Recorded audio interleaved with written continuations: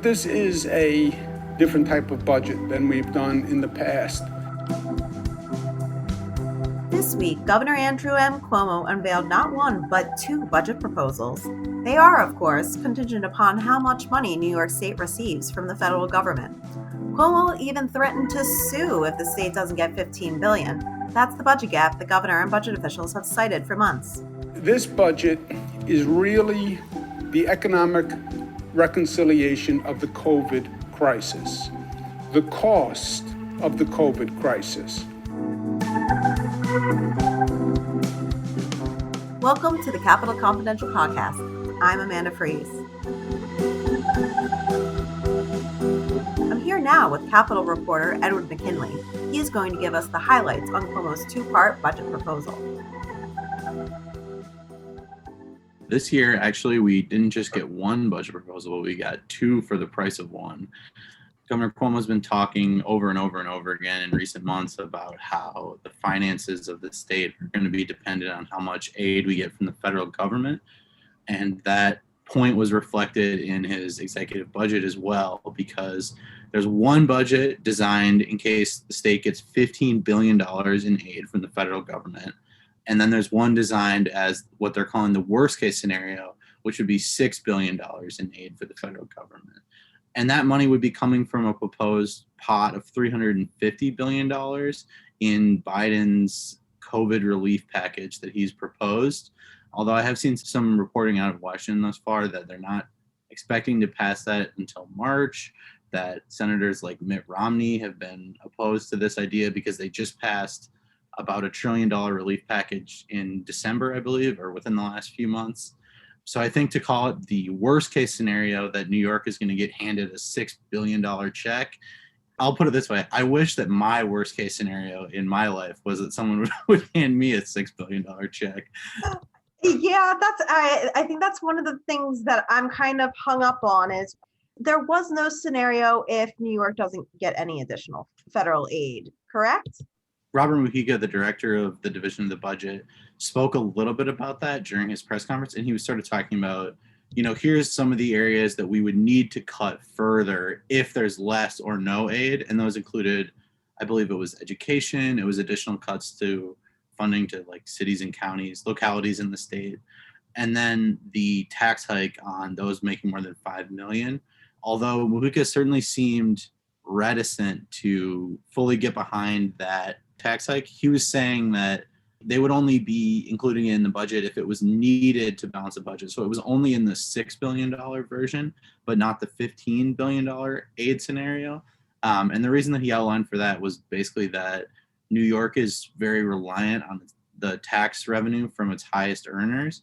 I think he said that the top 5% of people who make the highest amount of money in the state provide 60% of the state's income tax revenue. So they want to be careful about raising taxes on those people in case they would just move away, particularly now that telework is becoming more and more popular. So that was a concern. But interestingly, basically right after he said that, there were reporters like myself who were, tweeting out quotes from that. And the deputy majority leader, Mike Gianaris in the Senate said, basically, good thing the legislature is going to raise taxes on the wealthy no matter what. And then Majority Leader Andrea Stewart-Cousins has said the same thing in the last few days. So it seems really clear that there's an appetite to do that, basically come hell or high water. That's probably the most interesting development to keep an eye on throughout the session, I'd say.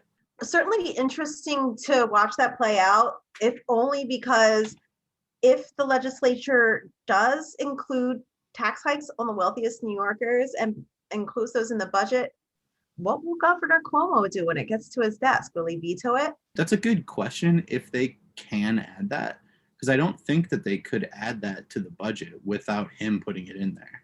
I think that there's conversation about doing it legislatively, but by law, I don't know if they would be able to add that as a revenue raiser. But we should definitely talk about the proposed revenue raisers for the state budget, because those I think are the most interesting parts of it. The cuts that they're proposing would be to education. They would be to sort of like an across the board 5% cut to the money that the state gives to cities and counties. So there's not a lot of, we're cutting this big flashy program. But the revenue raiser stuff is a little bit interesting. Governor Cuomo wants to legalize recreational adult use marijuana, and he wants to legalize online sports betting. Those are the sort of the two big proposals. And then there's a couple other little things, like, for instance, I think I saw in the budget that they would raise a couple $1 million by expanding the age that people can go crossbow hunting in the state of New York, so that kids who are as young as, I think it was 15, would now be able to. So the governor's, envisioning that would bring in a couple extra $1 million for the state. But the big ones are the marijuana and the sports betting. And of course, there's been, pushback. I think I saw a statement from Senator James Tedisco where he said, basically the governor wants to cash in on selling drugs and casinos. So there's people that are characterizing those revenue raisers as not the best way for the state to be taking in additional funds.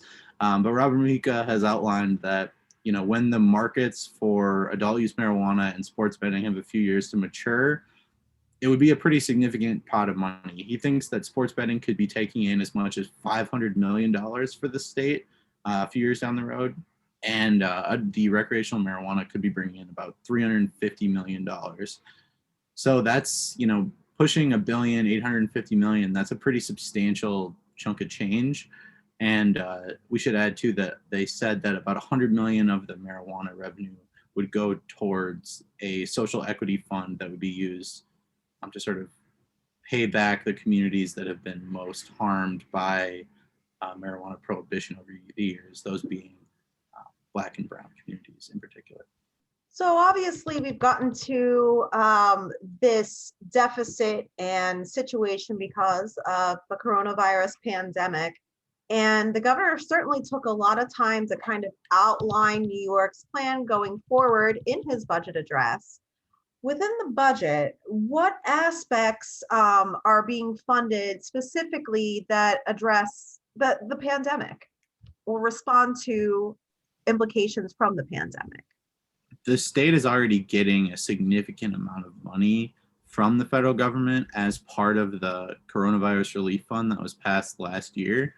A lot of that is going toward Medicaid. There was some that was going to education, and then vaccine distribution is getting some too.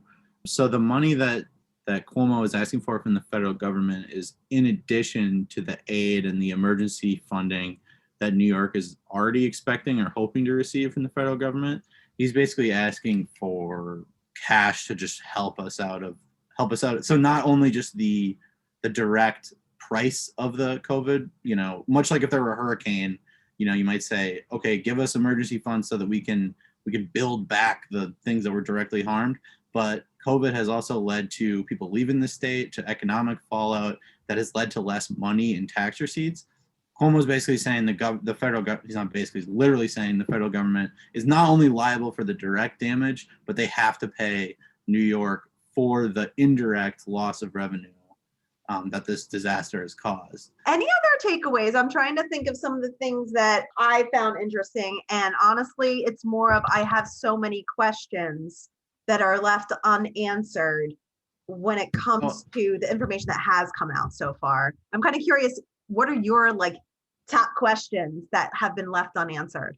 I think that's a tough question to answer because I think sort of the point, since COVID hit, basically everything that Cuomo has done has been to maximize the amount of flexibility that he has to respond. The legislature basically gave him a blank check and said, you're in charge, you can run the show. And I think the through line from that situation to where we are now, he says, here's the budget. It's actually two budgets. And it might be totally different if we don't get this money or if we get it late. So really sort of what he's doing is continuing to maintain the flexibility that he's been given all along, which makes sense given that, we're still in the middle of the pandemic and there's still a lot of uncertainty. But the big takeaway, there's a picture or a graph in the budget document where he outlines the differences between the $15 billion aid scenario and the $6 billion aid scenario. And this is probably just an important takeaway. He lists the cuts that are included in the $6 billion aid scenario that would be avoided under the $15 billion aid scenario. And those cuts are $3.5 billion to education, $0.9 billion in across the board reductions, $0.6 billion in contractual salary increases for state employees, $0.3 billion in other restorations, and $3.7 billion in tax increases that could be avoided, those being the tax hikes on those making more than $5 million a year.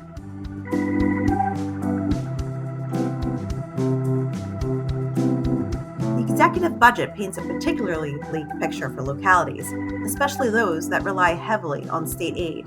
I'm now joined by Albany reporter Steve Hughes, who's going to share more on the impact to communities. Albany is notorious for relying on state aid to close its budget gap annually. So, what's that looking like this year, Steve? Same as it ever was, but with a little twist. So right now, the governor is proposing, as everyone knows, two budgets, depending on how much federal aid the state gets.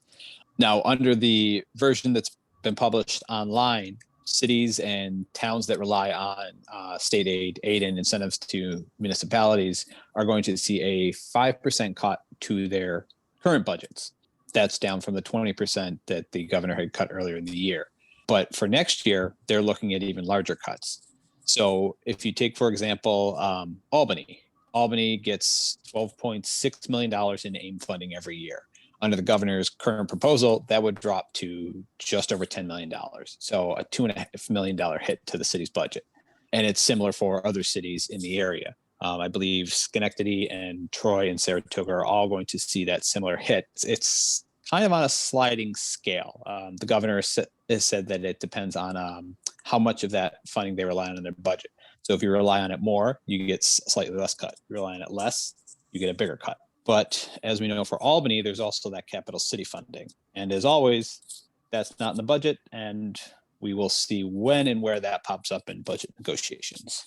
I definitely haven't heard anything from state legislators. Obviously, it's early in the discussions, but oftentimes that capital city funding gets slipped in at the very, very last minute, or at the very least, once the legislature has their one sheets. So I guess we'll have to wait a little bit on that. But at the end of the day, it sounds like localities need to prepare for there being a reduction in the revenue they receive from the state. So how are localities preparing, or how did they prepare? Because a lot of them are on calendar year budgets, and thus they started their new budget at the beginning of this year. Right. And that's one of the wonderful quirks of this state, is that there are all these different budget years of when they begin and end, and a lot of them are going to have to be flexible. I mean, I would imagine most of them, once the state said earlier this year, we're going to withhold 20% of your state aid, that they started planning around that. I know the city of Albany did, and to their credit, they have said, in their 2021 budget, they're planning on getting full state and federal aid. The mayor has said that repeatedly. But they've also said we have a backup plan if that doesn't happen. So you're looking at things like, fewer recreation programs or cuts to other departments. But there hasn't been a lot of public talk about how that might look and work. Last year, a lot of cities were warning we might have to cut police and firefighters. I believe Schenectady said that they would have to cut several dozen from each department to help close any such budget gap. So we're going to have to see.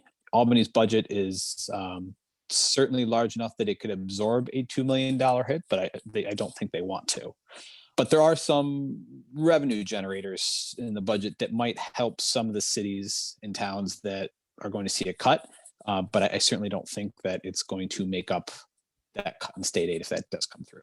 Anything else you took away from the budget address? So I think the other things to look at are revenue generators. So in Albany County, they've already done this, but what the state is proposing is imposing sales tax on all vacation rentals, such as Airbnbs, those sort of online rentals that have sucked away sales tax that you would normally get from hotels.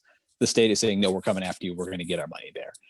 The other two are the proposals for, and I'm sure others have talked about this, is legalizing adult use marijuana and sports gambling. So both of those, I certainly don't think are going to be up and running enough this year that they would make up the gaps. And given, the bureaucratic hoops you're going to have to jump through to open up a cannabis shop.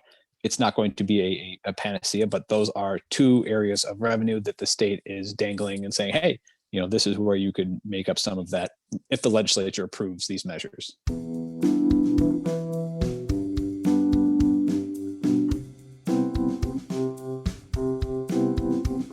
We're going to take a short break and we'll be right back with more on the budget.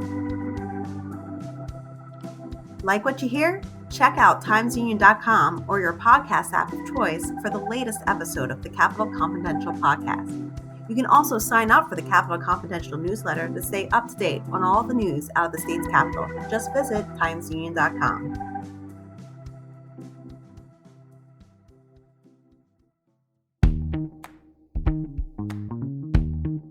If you're enjoying Capitol Confidential, be sure to check out its sister podcast, The Eagle. I'm Jessica Marshall. Join me each week as we take a look inside the newsroom at the Times-Union, the Capital Region's oldest and largest newspaper. We'll discuss the week's top stories, and we'll talk to the award-winning reporters who write them. Listen at timesunion.com or wherever you get your podcasts.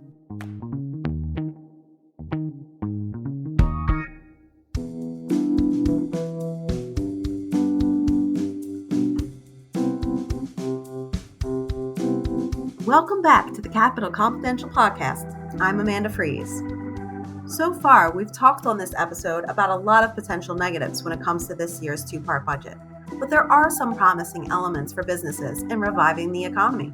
I'm going to have business reporter Larry Rulison break it down. So Larry, what's the key takeaway that you got from the budget address?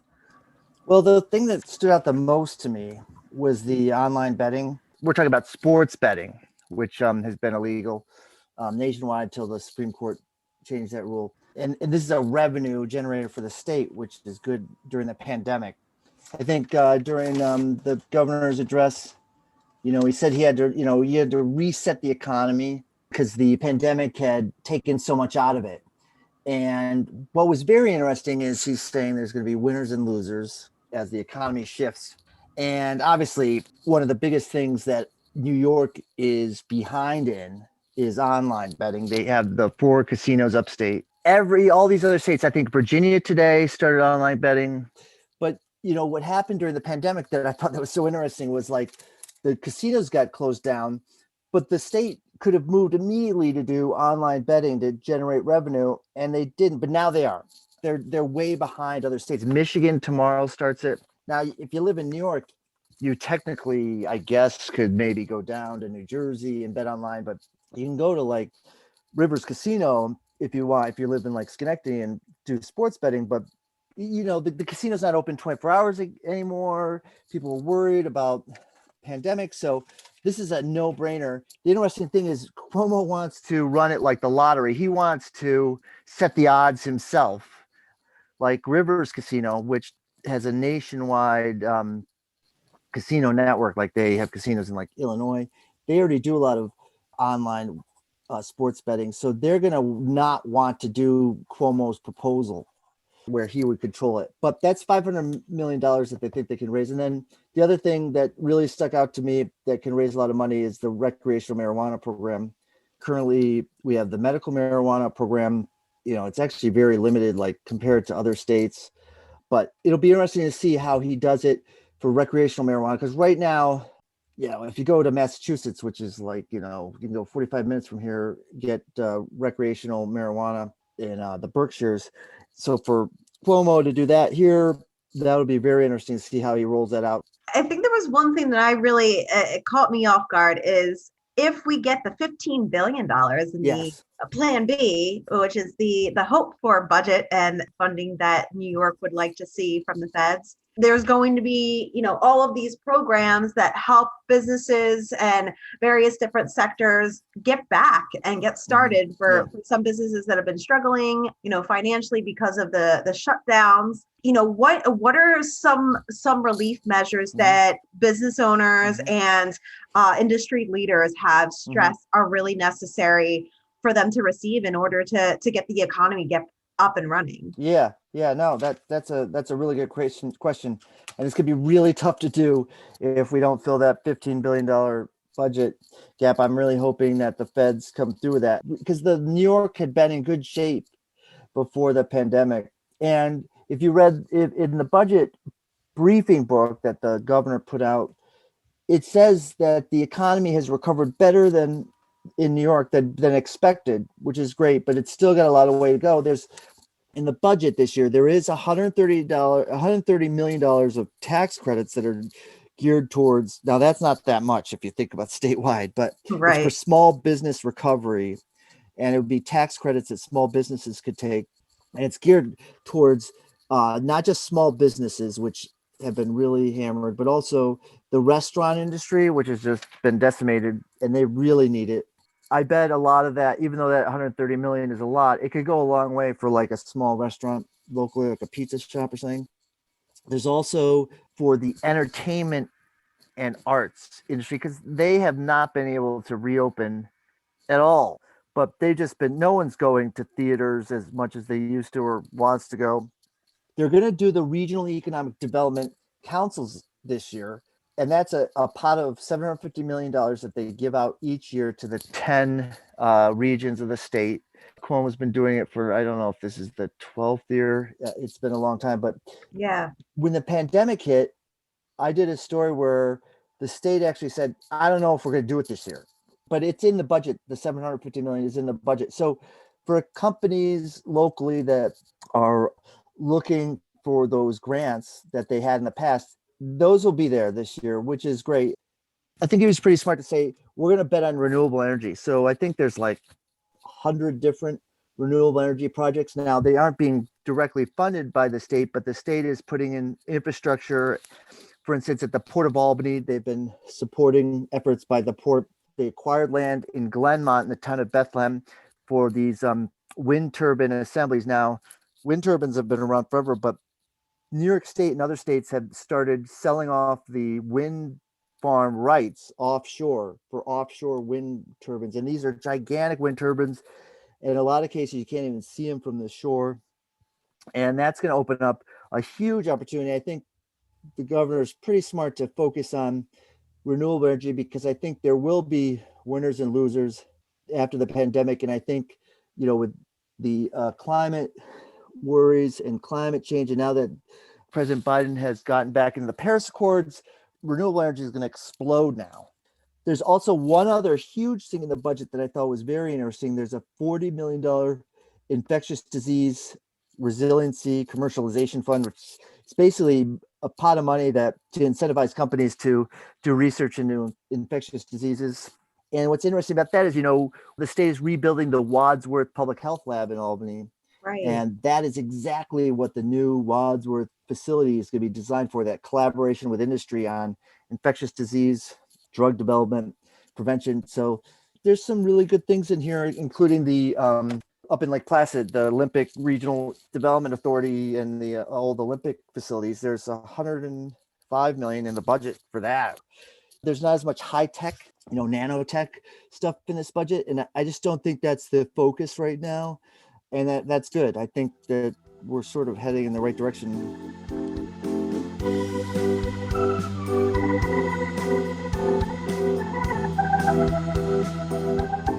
Last but not least, let's talk education. Reporter Rachel Silberstein now joins me for an overview of how the budget will impact local schools. What were the big takeaways from the two-part budget proposal when it comes to education? So last year, for the current year, the current fiscal year, state aid amounts remain flat, and school districts rely on two sources to fund themselves. One is property taxes and one is donation aid. And every year goes up incrementally. For some school districts, if they have high needs, it goes up a little more than incrementally. But last year they remained flat, and during the pandemic it was like a huge blow to the school districts. And not only did they remain flat, but within the budget there was a provision that allowed the executive at 3 intervals throughout the year to roll back aid to localities and schools because of the uncertain circumstances. They didn't know how much money they were going to get, or if they didn't meet their revenue goals. Luckily, up until now, none of that aid was cut, so it stayed flat. but it still had an impact on schools. A lot of our big city districts had to roll back their in-person learning opportunities for older grades. Hundreds of teachers in the area were laid off. And so I think there was like hope that, for the coming year, we know the effects of the pandemic are going to be lasting, and there's the budget deficit on the school level and on the state level isn't going away anytime soon. So I think there was some relief that, in this budget, even though the state rolled back its support for schools, it plugged that gap with federal relief funds that are directed to school districts from the last stimulus. However, I think that's, the state education department and the regions, they were asking for, the state actually did that last year too. They used stimulus relief funds in order to reduce the state's burden. State education advocates and the unions and state education officials are saying, you should really allow schools to use these relief funds that they desperately need, because they also have pandemic related expenses, and it's been, really difficult. Probably like the worst job for an education reporter is looking through these like state aid runs for school districts. It's like on this PDF form that it's not searchable, and you just have to scroll and scroll and scroll, and with teeny tiny letters that hurt your eyes. But from what I can discern, and I've only been doing this for 1 year, it does seem like most larger high need city school districts in our area do have an incremental increase overall. So the state rolled back its support, but because of the combination of state and federal support, their aid amount is going to go up this year. Some of our larger suburban school districts that have fewer needs, they are going to see their aid amounts go down the coming year. And then, our rural schools have it pretty difficult too, because, they're not really categorized as high or low needs. They have a lot of different factors in this formula that determines if you're high or low needs, but then they've had a lot of challenges with this pandemic, and their aid is more or less staying flat. So I don't know. I think we're still seeing how it'll play out. Of course, it's just a proposed budget. There's going to be some pushback from the legislature, which I'm sure is going to advocate for more money for school districts. And what happens is they try to meet somewhere in between. So one of the things I'm curious about is, with those schools that preemptively cut staff, are they looking to bring them back since the funding never was cut? Okay, so there was some funding cut, but the state cut it for the last school year. So their message is, we didn't cut anything for this year. And that's not quite true. It is true that they cut nothing from this year, but they did cut a little bit from last year. And they did already reduce state aid in the amounts that schools can anticipate they'll get from the stimulus package down the line. Most of it was restored, but not all of it. But the thing is, I think they haven't really clarified.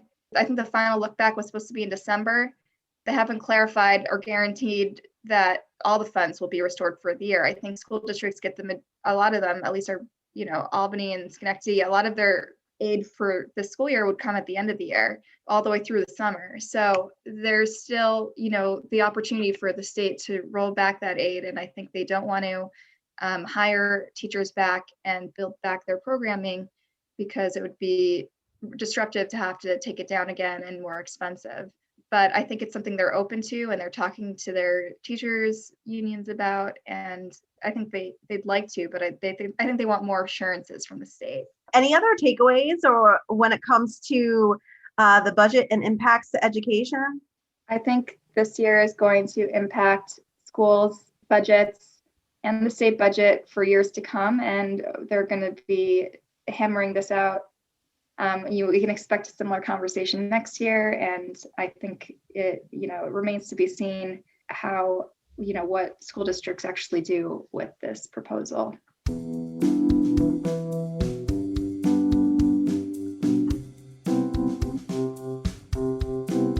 Thanks for joining me for this episode of the Capital Confidential podcast. Until next time, I'm Amanda Freeds. For more on all things New York State government and politics, visit our Capital Confidential blog at timesunion.com. Capital Confidential is a production of the Times Union. Jessica Marshall is our producer, with support from the Times Union digital team and the Capitol Bureau. Our music is Goodwill, courtesy of David Lombardo.